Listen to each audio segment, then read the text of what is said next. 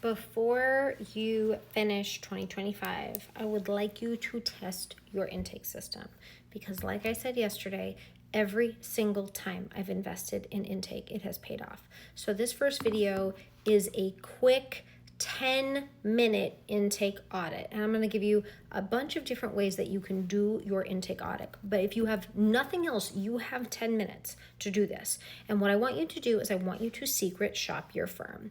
I want you to contact your firm inside business hours and outside business hours with a fake name and fake contact information.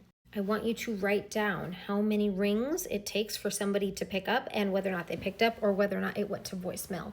I want you to then figure out how long it takes before somebody calls you back or responds to your email communication. I also want you to log into your call system. So your VoIP system, RingCentral, we use Zoom phones, and I want you to look for missed calls and abandoned calls.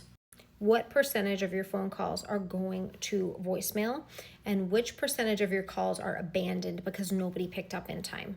Last thing I want you to do for your 10-minute audit is to go to your CRM or your email inbox, wherever your intake team is processing your leads, and figure out how many total leads you have in process from the last 24 hours or from the last week.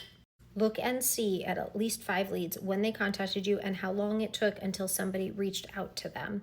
If you are missing calls, if there are calls that are abandoned, if there are leads that we're not getting back to within 30 minutes to an hour, you have an opportunity to make more money next year with fixing only intake. This is your 10-minute intake audit. Next, I'll do a 30-minute if you want to do a little bit more of a deep dive.